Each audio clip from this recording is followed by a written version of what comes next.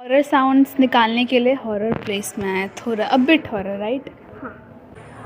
Make some थोड़ा horror भूत से साउंड। मिल के आते हैं, उसके बाद आवाज़ सीख के आएंगे।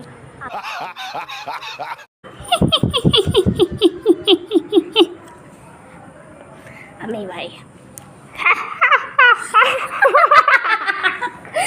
सबसे हॉन्टेड।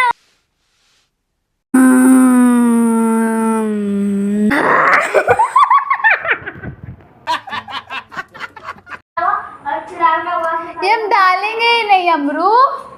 तो ठीक है, मैंने अपनी बेइज्जती कराई ली अपनी छोटी बहन के सामने, बट आप लोगों को पता है बहन बहन होती है। बट एनीवेज, प्लीज़ आप लोग को इसमें से सबसे अच्छा या सबसे फ़नी कौन सा हॉरर साउंड लगा है, प्लीज़ कमेंट करके बताइएगा। Stay tuned, subscribe my channel, love you all.